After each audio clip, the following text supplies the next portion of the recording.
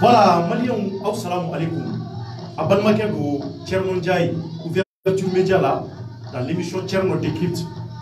Puis l'émission Tcherno Décrypte, émission spéciale nous. Agno de fo et Kileboyna. Bagari Toula, allez de Kumi, Apekam Nyemoy Maliao. Bagari Toula Kele de Bukun, Anya Meka Foko, Anga Sharia Barakelao, Yulika Joke, Bagari Toula Wele, Kanyinga Fenjamana. Maliens, au sababu bora mɔgɔ dɔw la minnu bɛ k'olu fana ye wulikajɔ de kɛ k'a fɔ ko Bakaricogola k'a ye miliyari caman soɲɛ anw ye ko ɲɛɲinikɛlaw ye an fana ye wulikajɔ kɛ ka taa ɲɛɲini Maliens an bɔra a kalama k'a fɔ jaja kuma in ye tiɲɛ de o sababu la an fana y'an gɛlɛya maa minnu y'a wulikajɔw kɛ Bakaricogola ko sɔgɔmada in na magistrat tun y'a wele k'a ɲininka préfet minnu bɔra a kama kuma minnu bɔra a kama n'a sɔrɔ tiɲɛ don nkalon don ka se k'a ko dɔn Maliens o nana laban jumɛn na ko jaja Bakaricogola Taranaye kata adatu kasola folo yani ko to ka ban Maliens ko de bi tugu kono jaja jenatigɛ la mɔgɔ I kile kɛ cogo cogo waati dɔ bɛ se a bɛ ban o de y'a to jenatigɛ la an ka ko sɛbɛ caya an ka sɛbɛ caya an ka ko kɔnɔ an ka ɲumankɛ fana caya an ka ko kɔnɔ Maliens ko bɛ ko daminɛ b'a la laban b'a la n'a bɛ laban a ka laban ɲuman na ni kunkɔrɔta la o de ka fisa ni ko bɛɛ ye Bakaricogola ka ko in Mamun be ko ye wulikajɔ kɛ ka plainte déposer ka boni sujet ye k'a fɔ ko Zombara bɔ de bɛ jamana kɔnɔ minnu bɛ ka Maliens joli min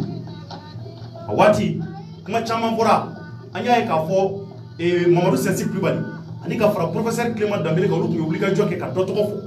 wulikajɔw daminɛna kuma wɛrɛw fɔra a la an ma bali foyi la an tulo bɛ Bakaricogola fana ta la jaja ka hakililata de bɔra olu la o sababu la n fana ye n gɛlɛya cogo nasugu bɛɛ la ka professeur Clément wele ka na kana nga plateau ka nga ɲininka ko in ɲɛɲɛ bɛɛ la k'a bɛɛ dɔn ko in yɛrɛ kɛra cogo mun na u ye wulikajɔ kɛ cogo mun na aw ni ne an ka se k'o faamuya n bɛ ɲɛsin professeur ma fɔlɔ k'a fo yanni n ka segin ka na kuma tɔ kɔnɔ professeur salamu alaikum somɔgɔw bɛ di ka basi t'i la voilà donc professeur et de président et PCC président de nos plateformes pour la lutte contre la corruption et le chômage au Mali au ɲɛmɔgɔ de donc ni wele ina nga wele la me ajara nyembi fo ki wala nyuma ndom donc foli jumɛn b'i bolo ka ɲɛsin an ka ɲɛmɔgɔw ma yan'an ka don émission bakuruba kɔnɔ. Oh merci monsieur Ndiaye va do bi le dogba de Mali an bɛ foli bila ouverture média a lamɛnbaga bɛɛ lajɛlen bɛɛ kulo b'i la ka foli bila aw yɛrɛ ma aw bɛ wulikajɔ min na jamana kɔnɔ sabu an y'o de fɔ si hakɛ tɛ baara kɛcogo ɲuman de don kosɛbɛ. An n'a sɔrɔ a ye denmisɛn ye a ka télévision so dayɛlɛ a ma mɛn a bɛ baara min kɛ cogo don ni mɔgɔw b'a suit o b'a to danaya dan b'aw kan bi a lajɛlen don ka tɛmɛ télévision caman kan a ka kumaw sɛgɛsɛgɛlen don kosɛbɛ tiɲɛw o dɔnnen don hali n'a bɛ kuma n'a ma kuma min a kisɛ sɔrɔ a bɔ tɔgɔ b'a fɔ ma ko conditionnel a b'a bila lala kɔnɔ an b'a bila lala o ye tiɲɛ o la an bɛ foli bila o ma sama y'o de fɔ jogo bɛɛ bɛ se ka y'a na fɛn bɛɛ bɛ se ka fɔ a ma mais an bɛ san tɛ nkalon tigɛ Maliko la kosɛbɛ i bɛ se k'a fɔ kɛ k'a fɔ Clément ko man di ye ou bien Clément i bɛ cogo min na o man di ye vie privée Clément bɛ tan a bɛ tan a bɛ tan mais Maliko la a b'a kɛ cogo min na ne yɛrɛ bɛ ten ne bɛ sa ne bɛ kuma kelen min fɔ Maliko la n'a kuma kɛra nkalon ye Maliko kuma ne b'a haramu fo ka san datugu a la sabu ne bɛ fɛn fɛn fɔ Maliko la diɲɛ bɛ wuli ni dugukolo bɛ minɛ k'a tɛ soso a tɛ tɛmɛ o kan parce que nkalon haramuyalen don an da Maliko kuma na kosɛbɛ n'an bɛ min fɔ dɔrɔn an b'an farati an ka fɔtaw la n'an bɛ min fɔ an bɛ bonya don a kɔnɔna la donc k'aw fo o baara kɔnɔna la sabu an ma anw kɔnɔ walasa k'o jogo ta a y'a dɔn k'a fɔ journaliste bɛ kɛ ni danbe ye journaliste bɛ kɛ ni yɛrɛdɔn ye kunnafoni ka kun lafɔniya o tɛ se ka kɛ nkalon ma donc k'aw fo k'aw lamɛnbaga bɛɛ lajɛlen fo. merci Clément Dembélé b'i yɛrɛ fo donc Clément ka foli tɛmɛnen kɔfɛ ka bɔ maliyɛnw yan'an ka don ɲininkali bakuruba kɔnɔ bi ta sigilen don Bakari Togola de ka maliyɛnw an bɛ segin a kan Bakari Togola k'u taara datugu nin waati in na kuma caman fɔra olu bɛɛ tɛ ne da kɔnɔ dɛ Clément bɛ yan n bɛna ɲininka a la a bɛna jaabi bɛɛ fɔ an ye an ka faamuyali sɔrɔ a la yan'an ka s'o ma n bɛ émission daminɛ maliyɛnw n y'o de fɔ n ka kuma la n fana kɛlen don ka wulikajɔ dɔ sabati a bɛ semaine kelen bɔ n m'a dabila a ɲɛmaa minnu bɛ yen k'u tulo bɛ n na u ɲɛ bɛ n na cɔrɔ ma segin kɔ dɛ maliyɛnw ko bɛ dugu kɔnɔ ne ye jɔn tɔgɔ ta lundi tɛmɛnen n'o ye Bougadari Doumbia maliyɛnw bɛ segin a kan Bougadari Doumbia ale de ye directeur ye DNCC directeur de ale direction nationale du commerce de la consommation et de la concurrence au Mali maliyɛnw o ɲɛmɔgɔ de ye Bougadari Doumbia ye maliyɛnw ja Bougadari Doumbia jɔlen tɛ a jɔyɔrɔ la an ye sɛko kuma kɛ k'o wulikajɔ kɛ ko sɛw bɛ ka don Mali kɔnɔ u bɛ ka don n'a ye k'a sɔrɔ arrêté interministériel de bɔra k'a ka interdit a kana don jamana kɔnɔ ko c'est une interdiction absolue n'a donna a bɛna fɔ i bɛ ka don drogue de an y'o wulikajɔ kɛ kunun ni caméra ta n y'o de fɔ n ka kuma na an donna sugu kɔnɔnaw la ka taa siyɛn ye n k'an b'a y'a ɲɛ na maliyɛnw jaja u ye siyɛn bɛɛ ramassé u donna sugu kɔnɔnaw la u ye siyɛn bɛɛ ci yan'aw ma se o ye victoire de an yɛrɛ taara butigi dɔ kɔnɔ n bɛ segin kuma kan sɛ damadɔ tun bɛ yen nɔ ne donna n bɔra jaja cɛ dɔ tun bɛ ne kɔ n bɔra ko n bɛ taa caméraman nɔ yanni n ka don nana sɔrɔ u ye siyɛn bɛɛ cɛ butigi ko a ko dɔ donna k'a ye siyɛn bɛɛ kɛ mobili kɔnɔ ka taa o ye fierté de ye wa o ye victoire de ye nka a ma ban dɛ maliyɛnw ko bɛ dugu kɔnɔ Bougadari Doumbia i ni ka mɔgɔw DNCC mɔgɔw a bɛɛ tulo bɛ na ko jaja ko malo a fɔra ko malo mun fana ka don jamana kɔnɔ o malo yamaruyada talen don ko o ka don malo dɔ bɛ bɔ kɔfɛla la ka don sariya jɛra n'o ye mais maliyɛnw jaja ko Bougadari Doumbia malo mun fana bɛ don a kɛmɛ ka mɔgɔ damadɔ de sugandi minnu bɛ malo in feere olu feerebaw bɛ miliyɔn caman de suuru Bougadari Doumbia kan walahi maliyɛnw bɛ ka mun fɔ a ye tiɲɛ don n bɛna dossier ta Bougadari i ni ne bɛ ɲɔgɔn na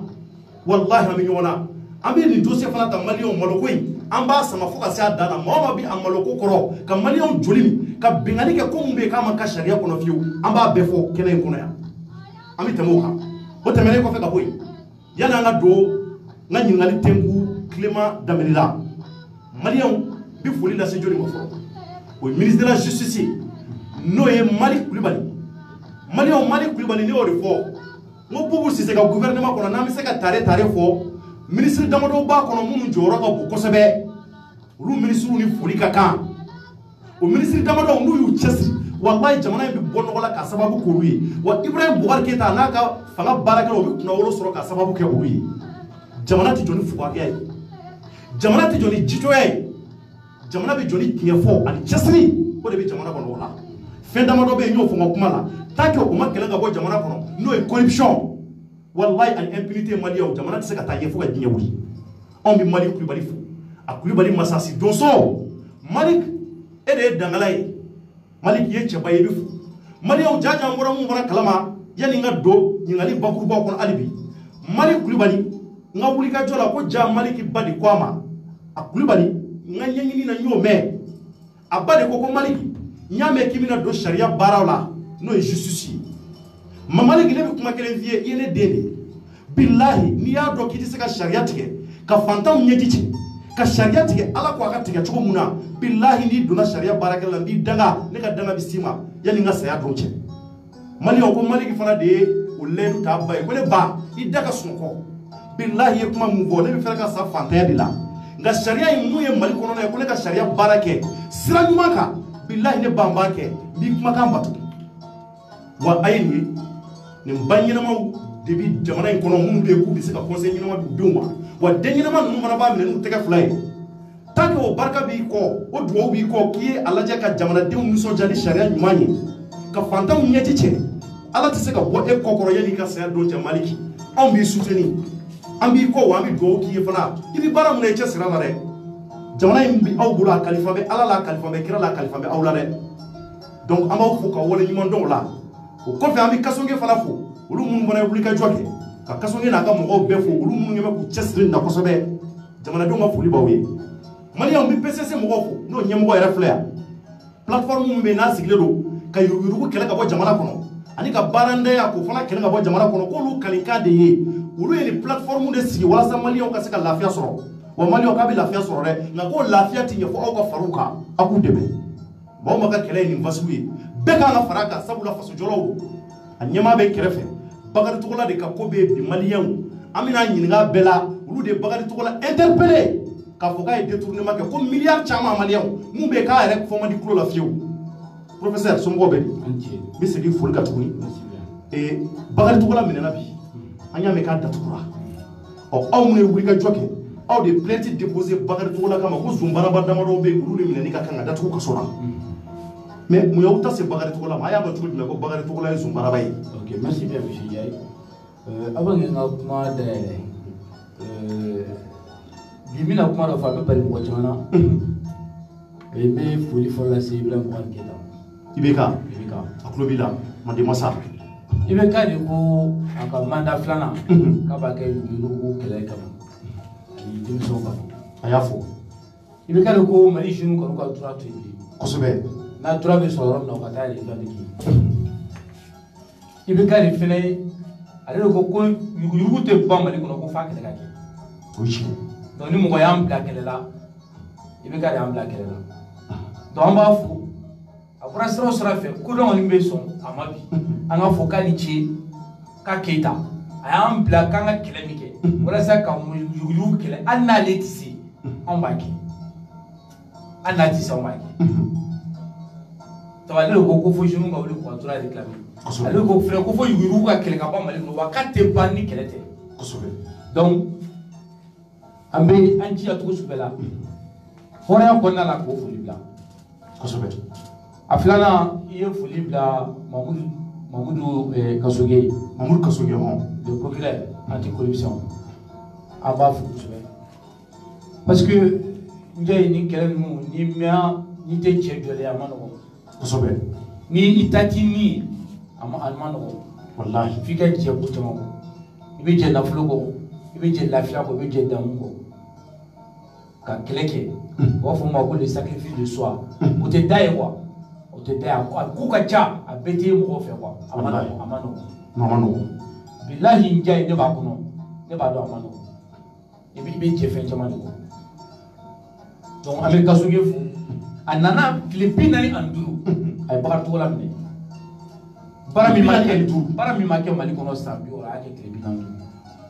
na a chena sinango fo nga biabe be c'est dit ni yera wolo do ye bara ka ngutanu angana to mo sale mo ngutanu wallahi amay na bete médaille quoi anga photo e kikan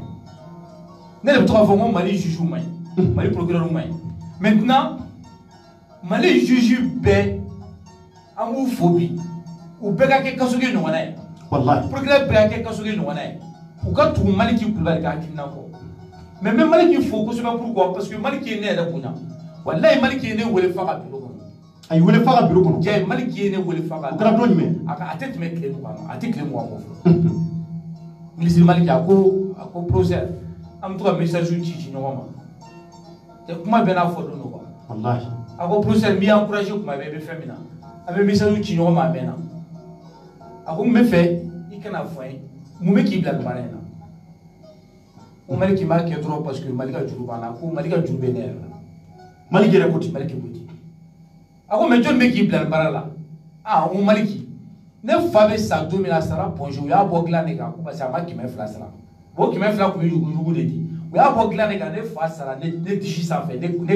kɛrɛfɛ an bɛ dugu ma kɛrɛfɛlanin na u nana tuguni k'an ka bɔ kulari kɔnɔ k'u ka taa kɔfɛlanin na ne fa sara n bolo yen ne fa saratɔ k'a ko tilema yugu de ye nin s'a ma fo k'i sa kana kɛlɛ dabila ko ne bɛ taa ko la ko ne ma a ko ne yɛrɛ filɛ ba ye kangari da n ye a ko an ka taa yugu bɛ ban don la. Donc Malik de ye nin f'i ye ale fa bɛ sa don min na u y'a gɛn ka bɔ ne de fa bɛ sa don min e yɛrɛ fa ne fa ok o ye ne de fa bɔ dilan kan ko parce que a ma wari di c'est pas officiel mɔgɔw kun b'u den dɔ k'o di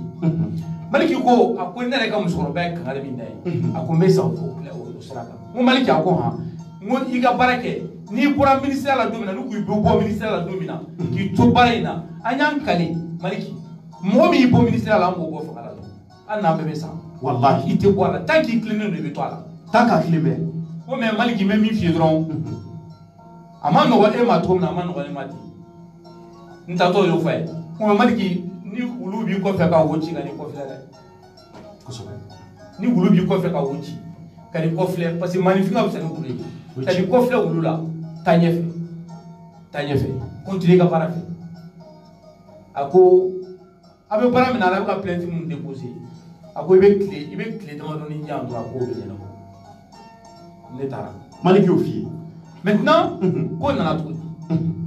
maliyɛnw tulo b'i la APECAM ka procès tɛ parce que n y'a ye bi bɛɛ bɛ k'a fɔ président de l'APECAM ko ma baga cogo la se kaso la et société dɔ de bɛ yen confédération dɔ de bɛ yen jɛkuluba dɔ de bɛ yen o fana bɛ yen baga cogo la o fana président ye o ye jumɛn ye o tɔgɔ ko CSCPC c'est-à-dire Confédération des sociétés coopératives des producteurs de coton du Mali Mali sɛnɛkɛla fɛn fɛn bɛ yen n'a bɛ kɔɔri sɛnɛ Mali kɔnɔ olu bɛɛ farala ɲɔgɔn kan ka kɛ jɛkuluba ye village la ka bɔ village la ka taa commune na ka bɔ commune na ka taa cercle la ka bɔ cercle la ka taa région na ka bɔ région na ka kɛ Mali confédération ba naani olu farala ɲɔgɔn kan secteur ba naani farala ɲɔgɔn kan ka kɛ confédération ba ye bakari cogo la b'olu fana ɲɛma n bɛ f'i k'a faamu parce que n'i ko APECAM hali mangoro feerelaw b'a kɔnɔ mais bakari cogo la minɛna kɔɔri zonya de la kɔɔri zon a ye kɔɔri sɛnɛlaw de ka nafolo dun a bɛ bɛn maa miliyɔn 4 ani Mali ba 100 de ma 4,500,000 aw le ka wari paysans mais aw y'o dɔn cogo di an y'a dɔn cogo min na n bɛ na dɛ association dɔw de b'a kɔnɔ tɔn caman b'a kɔnɔ o tɔn maa dɔ de sera an ma k'a fɔ ayiwa an y'a mɛn ko wari bɛ ka di an ma CNDT fɛ bakari tɔgɔla yɛrɛ ka tɔn ɲɛmɔgɔ in dɔn awɔ minnu bɛ tɔn kɔnɔ parce que tɔn caman de bɛ fara ɲɔgɔn kan ka kɛ coopérative ka kɛ confédération ye olu dɔw de sera an ma hali sisan n bɛ kuma nin fɛ yɛlɛmanika dɔw nana sisan Bamakɔ olu ko k'u mago bɛ na dossier wɛrɛ b'olu bolo mais komi n'i ma fɛn ban fɔlɔ n'o tɛ dɔw bɛ olu fana bolo o ka girin n'an bɛ ka min fɔ ye olu fana nalen don olu bɛ ne yɛrɛ fɛ u jiginna ne fɛ sisan ne bɛ ko an bɛ t'olu fɛ yɛlɛmanikaw olu fana nana k'u nana ni papier dɔ ye o fana bakari tɔgɔla ko kuma ye ala ka kɛ hɛrɛ mais a ye hɛrɛ don Mali dilan kuma de sera nin bɛɛ ye hɛrɛ ye dɔ de bɛ sa kaso la n ta bɛ dilan o fana ye hɛrɛ dɔ ye kosɛbɛ a ko nana cogo di olu y'an saisi kuma min na an ka plateforme saisi ko bon an bɛ fɛ a ka ko ɲɛɲini ba an kɔni b'a dɔn an dunna de parce que CMDT mɔgɔw ye an informé k'a fɔ san o san olu bɛ miliyari 2 tila ka taa se miliyari 3 ma olu b'o di confédération des sociétés coopératives ma walasa ka se ka a di kun ye ka se ka sɛnɛkɛla minnu bɛ yen n'olu bɛ kɔɔri sɛnɛ k'u ladɔnniya n'o b'a fɔ o ma ko information k'u former n'o ye k'u kalan baara kɛcogo la ani ka subvention dɔ d'u ma min b'a to u bɛ sɛnɛ min kɛ kɔɔri sɛnɛ min kɛ u bɛ lafiya u bɛ se ka bɔ nɔgɔ la n'a ye. CMDT mɔgɔw b'o de di. CMDT mɔgɔw b'o di san o san. miliyari joli. miliyari 2 ani tila ka taa se miliyari 3 ma san o san mais a fɔra ye kabini ko depuis 2007 a lamɛn dɛ depuis 2007 ko wari min bɛ d'aw ma. An kɔni bɛ dɔɔni sɔrɔ kuma dɔ la 500 kuma dɔ la miliyɔn 1 o bɛ di dɔw ma mais a fɔra ɲɛna ko miliyari n'i y'a fara ɲɔgɔn kan k'a bɛ taa fo miliyari 20 ni kɔ la professeur ye Sɛnɛgalɛw di miliyari 20 ni kɔ ma d'aw ma min dira aw ma dɔw kuma dɔ la 1000 bɛ di dɔw ma kuma dɔ la 5000 bɛ di dɔw ma mais miliyari ko an yɛrɛ tun t'a dɔn ko bɛ di an ma yɛrɛ ne ko bon n'a ye nin kuma in fɔ nin kuma in ka bon kosɛbɛ kosɛbɛ parce que a bɛ ka sonyali ko yugu kuma de la ko n'i y'a faamu ko awɔ an nana o de la ko mais aw sera jɔn na aw bɛ se k'a banba jɔn na ko an chéri be Bakatola rek barakala do bi olu ba kalama mais olu do yere kan da Bakatola ma bena foto no biam se ka nyofo ko anga be fo parce que malion mo bo de on a télé la ko la ma so ma précision dit mais comme ko tara system se ka nyofo anga be fo après malion ko bi la o nyebi la ay ni ngelike u ka mo do fay Bakatola rek trésorier areka trésorier mbe war bon kuna o Bakatola balma muso di a balma muso di ta ka blay comme ça on va angana mo na mo ni wancheti areka trésorier voilà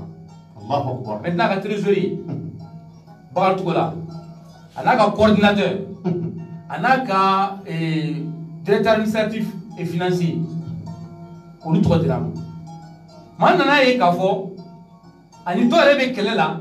ko in tiɲɛ n'a nkalon kan wɛrɛ fɛnɛ bannen bɛ k'a fɔ ko ŋanamu ka dabila o ye lɛturu ci a ma o ye sɛbɛnw ci a ma ka kangari da ye ka fɛnw kɛ fo ka n'a tɔ kɛ a n'o tɛ bɛn bilen fo ka n'a tɔ kɛ a bɛ a essayer ka kow kɛ ka pan o kunna ka taa wari labɔ ka sɔrɔ a ma sara o la alors que a kan ka sara o la o fɔra ɲɛna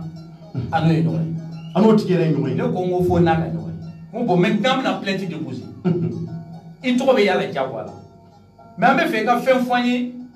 min ye Kulibali parce que an ka plainte tɛ k'a fɔ k'an bɛ accusation kɛ an bɛ taa dénonciation de kɛ c'est à dire que an bɔra nin kalama nin fɛn in ma ɲi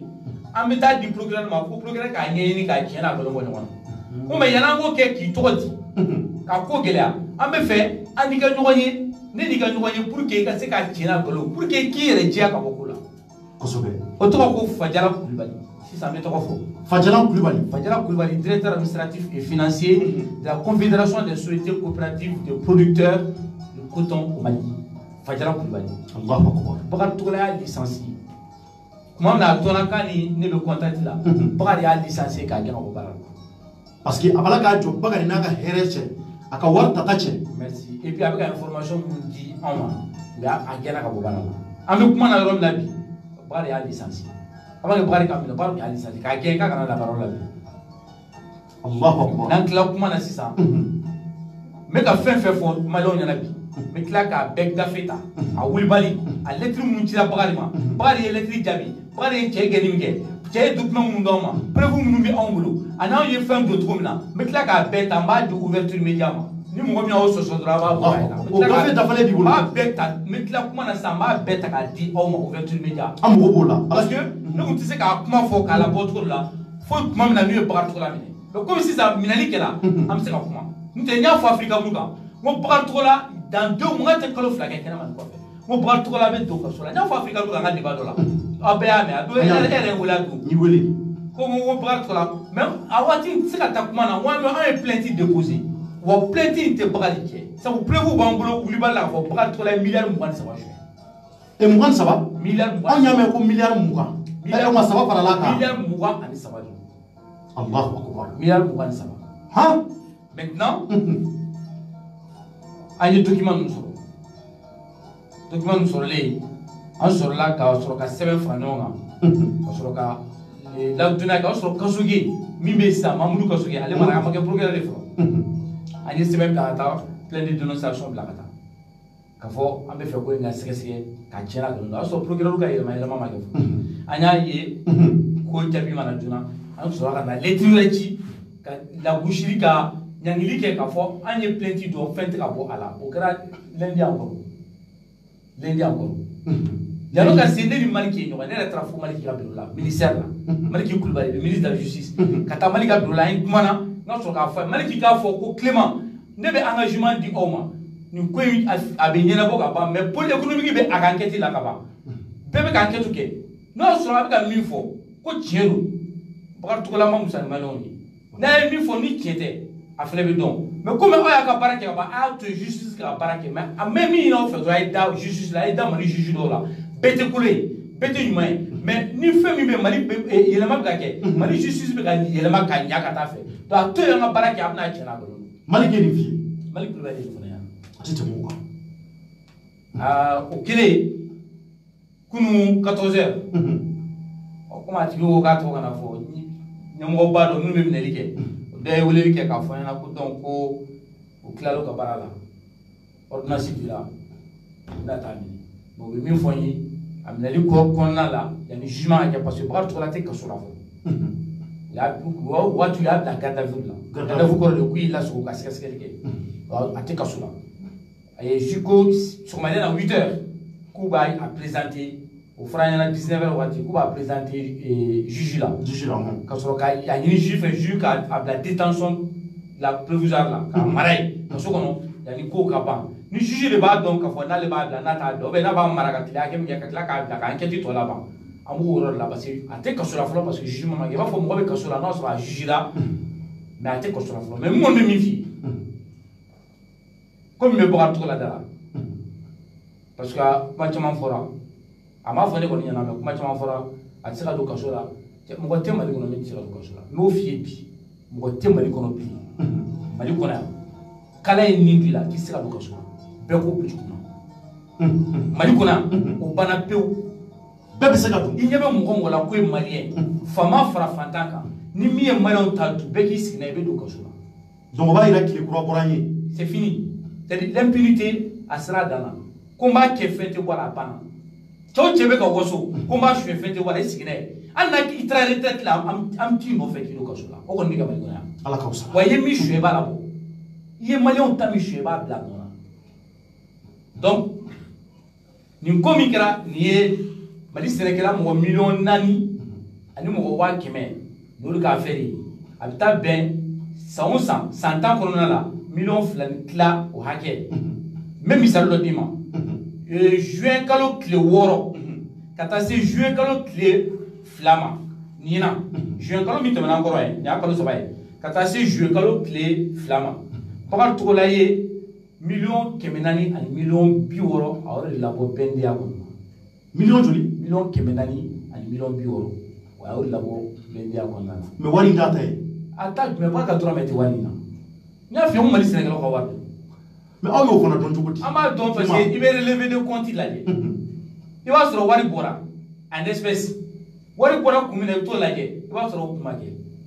donc wari bɛ min. a fɔra ne ye ko Clément nin bigi dir'i ma dɔrɔn de i ka n jɛ dɔrɔn de tɔgɔ sɛbɛn a kan mais kana maga bigi la ni n bɛ n jɛ tɔgɔ sɛbɛn t'a kan bigi dalen filɛ ni ne ye bigi ta e nana mɔgɔ nana sɔrɔ bigi tɛ yan bigi tununna ne dun dɔrɔn de bɛ yan ne dɔrɔn de bɛ se ka bigi in ta a tali kɔdi bɛ ne dɔrɔn de bolo bigi tununna mais e n jɛ ye e ye tɔgɔ ma sɛbɛn e mɔgɔ ma ɲa ne ye mun de kɛ bigi la. ɲininkali kɛlɛ. n ye fɛn wɛrɛ k'a la min tɛ bigi degun ye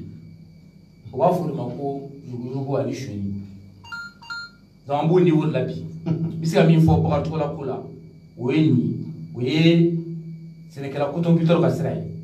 affaire filanan bi. affaire wɛrɛ bɛ yen mun tɛ nin ye. o ka jugu ni nin ye. o ye jumɛn ye. affaire filanan bi u b'a fɔ o ma ko faux usage de faux Baba Berté o ye CNDT ɲɛmɔgɔba ye san o san min ye engrais ye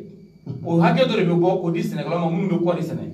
CNDT b'a d'u ma ka subventionner ka dɔ b'a appelé la ka subventionner o coopérative kelen min filɛ nin coopérative kelen min y'a tɔgɔ f'i ye confédération des sociétés coopératives et des producteurs du coton du Mali a bɛ di olu de ma.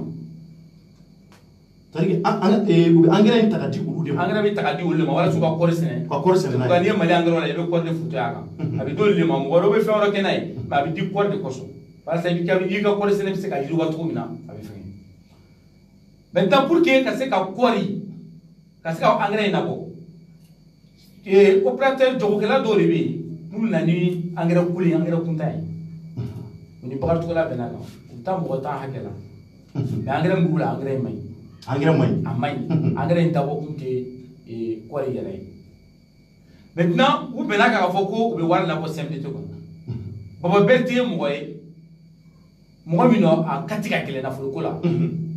n'i ko k'i bɛ wari labɔ a b'a sɛgɛsɛgɛ a tɛ sɔn sonyɛli ko ninnu ma kosɛbɛ o man d'a ye quoi a tɛ sɔrɔ o la quoi bɛɛ b'a dɔn ni o ye maintenant nana k'u bɛ kɔɔri in labɔ engrais in labɔ Baba Berté ninnu ma sɔn Bakari Togola kibaruya min sera an ma o ye a ye Baba Berté ka ceinture imité k'o ladigi c'est-à-dire fɛn min yɛrɛ tɛ se ka kɛ n'i y'a kɛ i bɛ taa kaso la. Bakari Togola de y'o kɛ Baba jɔnni. Baba Berté CMDT PDG. k'o ka ceinture ladigi. k'o ladigi ka a yɛrɛ bon dilan yɛrɛ k'o ladigi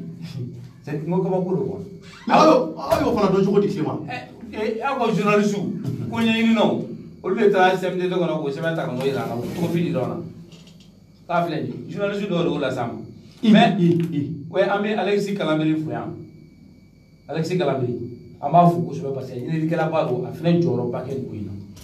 a ye kunnafoni caman di nin ko in na an ma plainte don o yɔrɔ la dɛ o t'anw ka ko ye dɛ o fana ye o ye Baba Berete ka plainte ye o CMDT ka plainte ah donc Baba Berete fana ye plainte don la Baba Berete fana ka plainte a plainte ka ca dɛ donc anw dɔrɔn ka plainte ayi anw dɔrɔn ta tɛ anw dɔrɔn ka ko ma to bari minɛna dɛ il faut que parce que mɔgɔ tɛ se ka ko briefing ta ka biri la ten anw b'a la ye mais mɔgɔ wɛrɛw b'a la dɛ plainte donna wɛrɛw b'a la dɛ anw dɔrɔn tɛ dɛ a cayara de koyi ja kɛra bolo baara ye a cayara dɛ anw dɔrɔn ta tɛ koyi anw ta kun ye dénonciation ye Baba Berete fana ye plainte don CMDT tɔgɔ la dɔw wɛrɛ fana y'a don hali mɔgɔ gansan dɔw ka plainte bi a ko in ka ca de koyi komi anw ye jamakuluba ye an tɔgɔ taara a ko la kosɛbɛ n'o tɛ mɔgɔ wɛrɛ ko caman ta bi maintenant Baba Berete a ka ceinture imité sɛbɛn nana sisan ko ka wari labɔ sɛbɛn bɛ n'ale de fɛ a ye sɛbɛn lajɛ a ye k'a fɔ ceinture min bɛ sɛbɛn na o tɛ ka ceinture a ye ko ɲɛɲini ka ko ɲɛɲini bɛɛ ni ale ka ceinture ta k'o yɛlɛma k'o kɛ papier kan ka commande kɛ ka fɔ ko o miliyari hakɛ k'o labɔ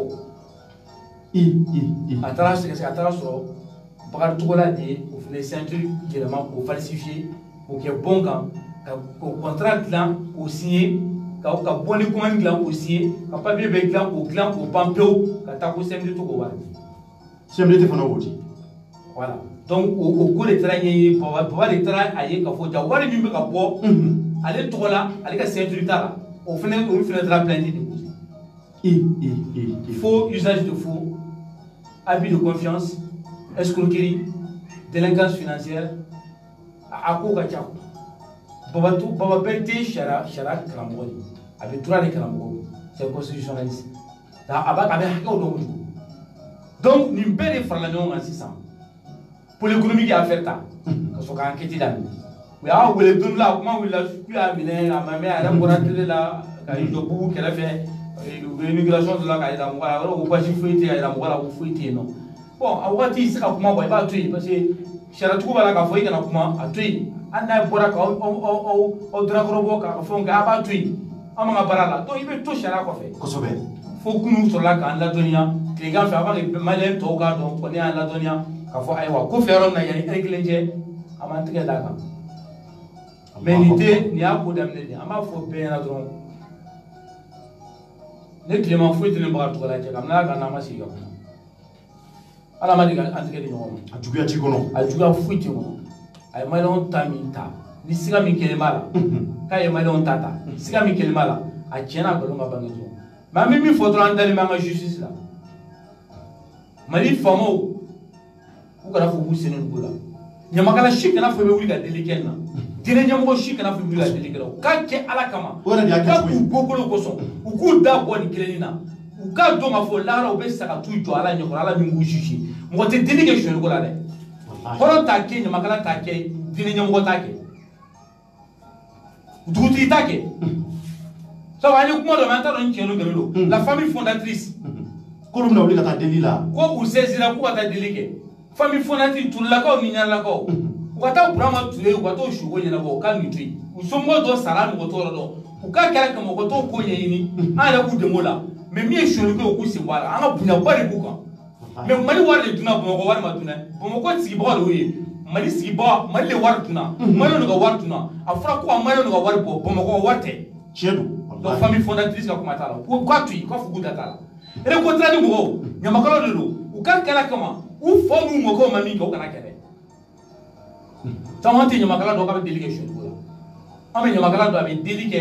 n'a sɔrɔ ko jo de bɛ ko la ni ko min bɛ se ka dilan mais bɛɛ ka nafolo talen an denw de bɛ ka kɛ ka taa ni bolila ye sɛnɛkɛlaw denw de bɛ ka taa sa Sahara sɛnɛkɛlaw denw de bɛ ka taa ni muruba sɔn Marɔku u bɛna feere sugunɛkura la sɛnɛkɛlaw denw de bɛ ka t'u yɛrɛ faga ji la jɛgɛw b'u dun sɛnɛkɛlaw denw de bɛ ka a b'a kɛ to ka n'u yɛrɛ feere walasa ka t'u fɔ balo sɛnɛkɛlaw denw de bɛ biriki gosi la Algérie n'olu ka nafolo dunna n'a fɔra ko nafolo bɛ bɔ n ja ye mun ni maa min ye deli ko la bilahi i bɔnnaw tigɛli la i bɔkolo tigɛli la Ala k'i ɲɛ da kira Mamadu kan sallallahu alaihi wasallam wallahi o ye tiɲɛ ye o ye tiɲɛ ye nin kɛnɛ in kan an bɛ wele da Ibrahima Boubacar Keïta ka Bakari Togola y'a tɔgɔ tiɲɛ k'ale terikɛ don ko IBK ko k'a tɛ Bakari bila ko ibi ka ta labla ko ibi ka ko foyi tɛ baga sɔrɔ an ye ibi ka wele Sunjata tɔgɔ la ale ko k'a bɔra Sunjata la ko Sunjata mɔden don an t'a dɔn ko Sunjata si ko bɛ don janfa ni namara la an t'a dɔn ni Sunjata tun ye Mali janfa kurukanfuraw tɛ kɛ wallahi ni Sunjata tun ma kɛ yɛrɛ wele bilahi Mali empire du Mali tun tɛ sigi an y'a wele ni Sunjata ye ibe kan ko k'ale silamɛ de an y'a wele ni kira Mamadu ye k'a wele ni alikuranɛba in ye a ka kɛ Ala kama a ka dɛmɛ kɛ walasa nin ko in tiɲɛ na nkalon ka bɔ ɲɔgɔn na Mali suyɛli ko kuma fɛn fɛn bɛ ka fɔ i bɛ ka lauru min di Maliyɛnw ma lahara ale de bɛ t'i jɔ Ala ɲɛkɔrɔ an n'a bɛ kiri a y'an mara cogo min na a t'a k'o kosɔn o Ala min n'a dalen b'o la a ka taa a ka nin ko in kɛ a kana intervenir o dɔrɔn tɛ a ka pression bila walasa tiɲɛ na nkalon ka bɔ ɲɔgɔn na wallahi mɔgɔ si kana deli kɛ nin maa kelen tɛ mɔgɔ miliyɔn fila ta don Mali kɔnɔ bilen maa kelen tɛ mɔgɔ 20 ta don Mali kɔnɔ bilen a banna pewu donc Bakaricogola ko affaire filɛ nin ye a ye Baba Bertinga signature min falsifié o b'a la a n'a ye confédération des sociétés cotonculteurs n'u b'a fɔ ma ko CCPC a y'o min olu ka wari min dun n'u olu n'a ɲɔgɔnnaw olu de farala ɲɔgɔn kan k'o plaintes de caya donc halala dɔw bɛ jamana kɔnɔ sisan procureur Mahamudu Kasuge b'o la a nalen filɛ tile 45 a ye tigɛ da baara de kan an bɛ Maliki fo a ye tigɛ da baara kan donc u ko Maliki ni parce que mɔgɔ fila bɛ bi min bɛ se ka Ibe ka sauver quoi san caman tɔgɔ bɛ fɔ Maliki Kulubali b'o la a b'o la Kasuge b'o la mais an ye miliyari ko kuma wɛrɛ mɛn tuguni Bakaricogola kan k'a ye miliyari wɛrɛ ta tuguni ko miliyari wɛrɛ b'a la o kuma bɛ sira la ka na ni journaliste ka ko ma parce que an ye ko 83 milliards encore o kuma bɛna an b'a to yen fɔlɔ n'o fɛnw dira ma ka ban mais o kuma ye tiɲɛ ye wa ne t'a tiɲɛ n'a nkalon dɔn parce que n bolo ma da sɛbɛn kan fɔlɔ parce que kuma ma nɔgɔn ni n ko tiɲɛ don n'a ma kɛ tiɲɛ mɔgɔ bɛna ko ye nkalon tigɛ ni ye nkalon tɛ nkalon tigɛ donc komi a ko tiɲɛ n'a nkalon a fɔra ne ɲɛna de mais a tiɲɛ n'a nkalon ne bolo ma da kisɛ kan donc n tɛ se k'a fɔ mais ka tuba dɔw kɔni bɛ sira la ka na u bɛ ka na ne Bamakɔ ko papier dɔ b'u yɛrɛ fɛnɛ bolo ko bɛ taa fɔ miliyari 80 kɔ la ko Bakaricogola y'o fɛnɛ dun olu kun o nana mun u y'a fɔ dɛ ne b'u kɔnɔ n'u nana ni sɛbɛn ye ni sɛbɛn jɔlen b'u bolo ni wulibali don an b'a fɔ u fɛnɛ ka taa plainte déposer ni tiɲɛ tɛ ne tɛ n da don a la sabu ne tɛ fɛ ka n da don fɛn na mais Fajara Kulubali o kɔni ye seere ye sabu an yɛrɛ y'a dɛmɛ ni a ka fɛn na hali pôle économique b'a wele tuma min na fɛn na a n'anw ye ɲɔgɔn ye an ɲɔgɔn accompagner k'o la kamalen in ye hɔrɔn ye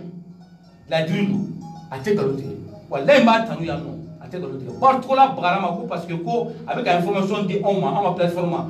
k'a ni Bakaricogola bɛ ka fɔ ɲɔgɔn kɔ k'a licencier k'a gɛn ka bɔ baara la k'a ka baara tiɲɛ ale tun ye directeur administratif financier c'est à dire wari bon ko b'ale de bolo Bakaricogola ye ko in ɲagami cogo min na Fajara de kɛra sababu ye pôle économique sera ka information caman sɔrɔ fo ka taa se nin ko ma donc an bɛ Fajara Kulubali an b'a fɔ yɛrɛ wolo don mais sɔgɔmada in na juge kɛlen ka Bakaricogola wele an yɛrɛ ka ɲɛɲini na ko laban na cogo di bon an ye information min sɔrɔ c'est pas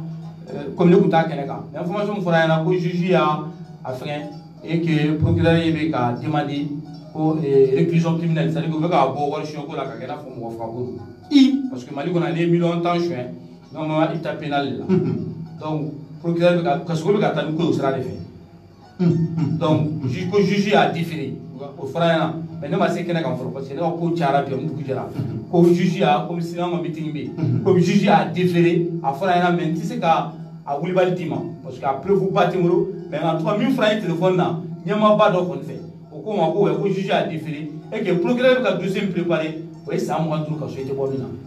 san 25 kaso o tɛ bɔ min na o kuma o de fɔra an ɲɛna ko ka préparé mais a kisɛ tɛ n bolo parce que kuma fɔra an ye téléphone de la Clément ni yɛrɛ fo k'i waleɲuman dɔn maliyɛnw de ɲɛ b'i la diɲɛ fantan 4 bɛɛ fɛ Bakaricogola ka nin ko in an bɛɛ kamana ganna an ye de ka kumaw y'a la i yɛrɛ bɔra ka mun fɔ a tɛ tɛmɛ o kan nka maintenant kuma surunyana kuma laban jumɛn b'i bolo nin ko la ka ɲɛsin faamaw ma pour que nin n'a ɲɔgɔn ka caya zonbarabaw ka minɛ minnu bɛ ka fantanw joli min n'a sɔrɔ tiɲɛ don u ka minɛ u ka ɲɛngiri u ni ɲɛngiri min ka kan maa si kana bila tuguni ko sabula e fa ye président ye i mɔkɛ ye ministre ye i somɔgɔ de ambassadeur ye i ni mun ka kan jamana kɔnɔ i ka ɲangi o ka kɛ walasa dɔ ka bɔ kow la. monsieur Ndiaye an bɛ kuma laban min fɔ dɔrɔn o ye minnu y'an ka avion wari suɲɛ a généraux n'a ministres e bɛ ka k'o fana minɛ mais Kasuge baara ba filanan min b'a bolo parce que semaine prochaine an bɛ taa n'an ka plainte y'a fɛ yen tuguni. plainte wɛrɛ bɛ yen tugun wa. awɔ plainte fila fo 3 b'an bolo. olu fana ye zonbaraba wɛrɛw ye. wa an bɛ taa avion ko in plainte déposer. Kasuge a ka mɔgɔw wele a k'u minɛ minnu taara avion tɛrɛmɛ mun tra avion sa mun ko avion kan so amay ka so ke gumne adali bala so ko lumne abe fem mina mi nga juguni a ko ka so ke o ne ko ndale me kamalena na tiena sinya ma fo tiena me ami rom nabi ne dame tiena ndame malikila sabu ando akumana ay min fo yamba do amado ba fla ka bara mi ke fene ana min fo be kili donc amidala amu drom malika sigi malon ti ala bana donc avion ko affaire mi be sur sur avion ko cinéma meeting amba kumake sini 14h mini we boulevard de Prince ngam monument de Prince yorola amba kumake we a akuma labay am ta plenty di ka so be ma 600 ka fo ambe mo na accuse o fleni awati mo me ministre la awati mo me sur suka chef d'état-major fait on a amu be toko ka kono parce que pour que procureur ka sa fait toko ka kono amu toko ke en plein de dénonciation anti ti accuser ami dénoncer ka so ke de ba nye ni sanka do minu apta ti ka de ka kibla ko sula nangoro la en plein di flana mi be o fina ko fait o le Mali député député information do dira ma mboka baraka ka Assemblée nationale kono milliard shigi ani million keme milliard shigi ani million keme o de chouena o fina chouena commission mumbe no war kama duluma o fina chouena o lukum donc o dossier fina dirama donc aminata kata au cour de justice là pour ko ga demande ke am ta procureur fina fi kasoge kelen procureur anticorruption ani au cour de justice là ne la bora yekunu au cour de justice là ne la bora yekunu donc amita kata dossier déposé pour que député Mounoumbe na olia a milliard chekini million keme juin ou ka humilité buku angum na kudo kasolo kana na wari asabana Clément Tali yere ko le no folo wa yana ngata yoroja ika kuma laba iko mewa ne jigi dal bala le ka o ka boni kuli ni dami yere la koni parce que ngoy man ngone o ka boni kuli ambiko ni daleme ala la ni ka baraka ci ka o ka boni fembe o ci o ka boni fembe e bi ne jigi dal me million le ka ne jigi dal te fuika ala ni million to Muhammad sikati ko le sita moka iko ko kuma laba yimeni alaba o ye dossier wala drama tukuni nanga soro subita Mali chamachara moti mara anupta Mali non la uta ube plasra limike no e entreprise uni mo munta wala sa be baba ka chu kana na bika wa fo ko prime de cortège a franya na ko o fle wari no be di soro suma no be sauter ministre en fait o be satundo man fo be chula o wari me di ko o di soro suma ko o fle wari détourner la ko wa nya do fait a to inde be bon la jamu ngone sisuwe mais en tout cas a to ko bramo mais a jamu sisuwe bon maintenant on fait le dossier bangolo am ko la be ko sikase mais mi membre prévu membre no dina manam ka to enquête ko ka boulangerie fla daire kati boulangerie fla ba blo kati colonel lu on ta do colonel bi ka boulangerie fla daire ko c'était Mali colonel chi ali banque te soma juru la parce que il sera warti permettre ko boulangerie fla juru be dula donc me ko to enquête ke no fene yira to no fene procureur fi apo sura sinya mo ba ko fene na ko ka sula mais nta bani dossier mamou la dossier tango parce que ame ka kila bara dola no bara bana sanki mo pro ke Mali ko na oui ay bara ke ACI am dalay ba ko jigoroni golfu ACI sutibaya Mali mo fonctionnaire fait be ikra administration barakala ikra douane barakala ikra sugu villa fait be anya be recensi ala sera ka andeme ko andeme do re kra gardien drone andeme ka fo ka sera ka soyini abi bara juma abi bara la aha est ce que am se ka don abi bara juma abi nela mo risque juma ali gardien gansan do andeme bara la am so photo ta ka tigi to sebe abi bara na ko sebe abi postu na ko sebe am ka cla au recensement na ba ko jigoroni ACI am dalay golfu ani sutuba ACI ame ka obere sansi sonya me kila parce abara tomanja nan kila la mo ni to yira to alisi konna la ko ere sojo million pi woro ka so le sawati wa kime ko ere sojo million keme sawati million go am ta be di procureur ma kata di o clé la mun binoma ka kala ta di procureur anti corruption ma ka sogema ka fo aywa so mi me numulo mobli mbablo veuti mbablo fe mbablo on ma fonga a chuere on ni sigara la a sigesi a wole ka sigesi na ma siga plevu di ka do ka so le ka so na le ka la ngi ga pega wa de jama ma amoni barala so ni sa na kla barala Mali be jassa o di amala hini do nan klano la amo bara ko na la an bara flana me kala fe juna na bo fo ma lawi oye an ga jaraba tigi mun be an bɛ fɛ danaya ka don maliyɛn n'u ka sɔrɔsiw cɛ ni sɔrɔsi fɛn fɛn bɛ yen n'i bɛ esansi feere la n'i bɛ dugukolo feere la ni station de b'i bolo n'a sɔrɔ boulangerie b'i bolo an bɛ ka o fana bɛɛ esansi sɔrɔsiw awɔ dɔw bɛ yen an n'ale olu ta bɔ a la a tɛ bɔ a la dɛ olu tɛ kulonkɛ dɔn dɛ ne de bɛ kulonkɛ la an tɛ kulonkɛ la donc an bɛ sɔrɔsi dɔn min bɛ taa kɛlɛ kɛ an bɛ sɔrɔsi dɔn min bɛ taa fɛɛrɛ kɛ k'an kisi an tɛ sɔrɔsi commerçant ninnu an t'a dɔn ko sɔrɔsi jala bɛ don k'i t'i sigi climatisé donc o man ka kɛ o ta jumɛn sariya y'a kɔn sariya y'a kɔn n'i y'a kɛ i ye vagabond de i ye vagabond de i ye bandit de donc an ka baara dɔ b'o fana kan k'o fana sɛgɛsɛgɛ an t'a fɔ i y'a suɲɛ dɛ an b'a fɔ la u k'i wele jugement na tribunal la procureur k'i ɲininka ayiwa a fɔra ɲɛna k'a fɔ ko nin b'i bolo nin b'i bolo nin b'i bolo a wulibali filɛ nin ye an yɛrɛ enquête kɛ ka taa sɔrɔ tiɲɛ don e y'a bɔ min i y'a sɔrɔ cogo jumɛn jɔnni y'a d'i ma i y'a sɔrɔ tuma jumɛn sabu ni sara wari tɛ tɛmɛ nin kan e bɛ se ka nin sɔrɔ cogo di e bɛ so min kɔnɔ a so filɛ nin ye a fɔra k'e den bɛ boli nin mobili kɔnɔ e den bɛ nin mobili boli cogo di e den bɛ se ka nin sɔrɔ cogo hali ni ko ko ne ka jamana wari min dira ne ma ko n k'o kɛ ka n ka baara kɛ n'o de don mobili la k'a di den ma yɔrɔ o ye fana ŋanamu dɔ de ye i bɛ taa kaso kɛ donc an bɛ nin baara in la Mali kɔnɔ an mago bɛ maliyɛnw k'an dɛmɛ an bɛ fɛ maliyɛnw k'an bilasira an bɛ fɛ maliyɛnw ka fara kan an ka kɛlɛ kɛ walasa an denw n'a mɔdenw sini ma sini kɛnɛ ma u k'a fɔ ko don dɔ tɛmɛna olu fa n'u baw u ye ko dɔ kɛ Mali ko la don dɔ la n'i ko maliyɛn ma ko yuruguyurugu a b'a f'i ye ne t'a dɔn nin ye kuma min ye sabu an wolola nin kuma in tɛ fɔ Mali kɔnɔ bilen i n'a fɔ an ka bamanankan kɔrɔba dɔ bɛ yen ni ne ko i ma sisan ko dunde e t'a dɔn dunde ye fɛn min ye dunde ye buteli de e b'a fɔ sisan ko buteli e b'a fɔ buteli mais bamanankan na dunde de don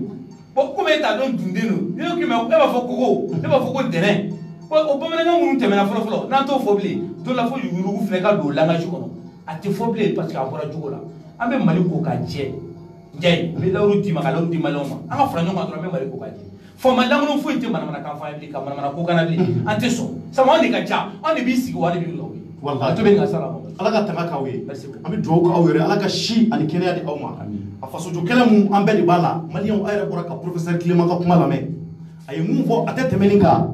Bakari Togola ale de welelen don an y'o de fɔ de bɛ kunu fɔ bi a bɛ faamaw bolo u bɛ ka kow ɲɛɲini ko nin y'a bannen de pewu ko zunbaraba fɛn fɛn bɛ yen n'u bɛ maliyɛnw joli min k'an ka miliyariw dun cogo min y'u ja ko nin y'o bannen ye ne y'o de fɔ n ka kuma na ni yurugu kɛlɛla ka bɔ jamana in kɔnɔ pewu walayi jamana in bɛ ja an b'o de wulikajɔ la maliyɛnw o wulikajɔ tɛ ɲɛ ni duwawu ni barika tɛ an k'an tɛgɛ di ɲɔgɔn ma jamana in ye anw de ta ye ni jamana in jara a bɛ fɔ ko maliyɛnw ka jamana in o de bɛ fɔ an fana k'a to mɔgɔ wɛrɛw ka ɲɛbɔ an ka jamana fɛ ten o wulikajɔw bɛ sabati dan de ka yuruguyurugu kɛlɛ pewu ka bɔ jamana kɔnɔ bin kana kɛ maa si kan mun y'a ta o ka wuli o ka ɲangi denlu ka dabila professeur y'a fɔ cogo min na ko les familles fondatrices de Bamako aw b'aw ka wulikajɔw la a ma fɔ k'a t'o kɛ dɛ an ka bonya b'aw kan ni nin fɛn fɛn taara ko sariya baarakɛlaw wele k'u kan ka ɲangi a ye u to yen nin ko in baara in ka kɛ an ka don tile kura wɛrɛ la jamana in kɔnɔ tugun jeli minnu fana bɛ yen ko ka wulikajɔ ye deli ye o ka ɲi o ye ko ɲuman ye mais sonyɛli minnu kɛra wulikajɔ minnu kɛra k'a lajɛ ka maliyɛnw joli min cogo wɛrɛw la a y'a to fanga baarakɛlaw k'u ka fanga baara kɛ anw ka kule ni Mali wɛrɛ ye professeur y'a fɔ cogo min na yuruguyurugu tɔgɔ ka kɛ kɔrɔlen ye an kana tɔgɔ yɛrɛ dɔn an den minnu bɛ na u ka kuma in mɛn yuruguyurugu de ye mun ye yuruguyurugu ye mun ye o y'a sɔrɔ yuruguyurugu banna pewu wa Mali jara o de y'an ka laɲini an bɛ foli bila bɛɛ ye wa ne fana ka kuma latigɛla hali bi professeur fana wulilen don hali bi Bukadari Dunbiya ale ye DNCC directeur du commerce et de la concurrence au Mali an fana kɛmɛ ka wulikajɔ kɛ a la n'an ye ko mɛn a ka ko la an y'a mɛn ko malo dɔw bɛ ka don dogo la sɛ dɔw tun bɛ yen o kuma la ka don ni sɛw ye frauduleusement o bɛ ka don n'a ye sariya kɛmɛ ka mun ɲɛ. e yɛrɛ ni sɛ ko in malo ko in fɔ a ye ɲɛfɔ ne m'a faamu ko. an bɛ sɛ dɔ de tun bɛ don Mali kɔnɔ yan sɛ in an ye wulikajɔ kɛ kunun u y'a bɛɛ tunu tile 2 kɔnɔ. an bɛ sɛ min ɲimi n'o nɔ. u bɛ bɔ ni sɛ in ye kɔfɛla de la Argentine ni Thaïlande ni kiritikarataw u bɛ bɔ n'a ye dugu damadɔ de bɛ yen minnu ɲɛ bɛ ka yamaruya fɔ k'a fɔ ko sɛ ninnu kana dugu kɔnɔ Burkina b'o la Côte d'Ivoire b'o la Benin b'o la Mali fana b'o la anw ka sariya baarakɛlaw arrêté interministériel de bɔra waati y'a sɔrɔ directeur kɔrɔ minnu bɛ yen n'o kɔrɔlen directeur c'est à dire direction du commerce la olu ye o arrêté interministériel bɔ k'a bila ka taa policiers ni gendarmerie la ko sɛ in n'a bɛ don u tɛ fɛ a ka don grippe aviaire waati y'a sɔrɔ sɛ bana bɔlen don ko k'a dabila a filanan ye mun ye an ka jeunes minnu bɛ yen k'u bɛ aviculture kɛ k'a lajɛ ka sɛ maraw kɛ olu ka se ka nafa sɔrɔ a la donc ko sɛ mun bɔ kɔfɛla la a ka jɔ pewu sabula interdiction relative bɛ yen absolue bɛ yen relative n'i ma fili i b'o kɔrɔ dɔn o y'a ye fɛn mun bɛ yen ko sɛbɛn t'a la o wakati la ko ama yamaria jamana fe mais cheko ikati interdiction relative la de abi absolue de la o koro amana ke fieu drogue de doni donna ni ayiri bolo jamana ko amna ko drogue de bi bolo ali ga mo fa kusanai jamana keme ko sharia de ko doni mamu bato e bi jate jamana jugu fe me fa mi fi njai ya na me bo ka fa interdiction absolue a jugal me ka sero de la parce que ali crime la mo fa o interdiction absolue a te shara shikono ka fara kina mo fa fara ko ni mo fa ko ibinyani ate fo igena mo fa shara ma fo mo na mo fa shara ko ni mo fa ibinyani mais shara ko ko interdiction absolue o ka duguni mo fa sa ko ni ko ikana kere ni ya ka duguni mo fa wallahi bon numbi ka o shede o de kala sababu donc angeme ka bulika jode ko fana na tugun anyame ko maluko do fana bu ko ko ngolo ko la malo mun na ka nga do jamana ko nga akanga di jago kala do de mamun nga fere su ko no me o keme ka mo dama do de subanti mamun be ku ta million shuru ka no lu uru poche ko na fa do lu na malo du ko lu na ka se ka war chama so malo ko e jamana yi abijale professeur ya fa chuko muna ambe kan te ka fara nyoma mariyo chen do de ko bukadari dumbia bukadari to ko ndo am ngebe ka bulika joke wa bukadari globala an sigimi a globala ngubi ka warde cheta ka soro chen fleni an nama yugurubu ke aka na furo to me se ka bolo yana ka saya che me ko sira foi to la ulu ka milliard soro beka sa billahi nga ami bulika joke ni ngoina anda dabla amba sama foka si adana maliyo ne era bora kun beka to ke jamana yi ne bora kun yoro do la o ne wele ko anga plainte kun labe kanga to la wala sama zone ne bora do to ne kori ko mi wele ko plainte ko to la no ka ali sumala ka million woro bo kesu ko ko da sunguru ma ko tara mo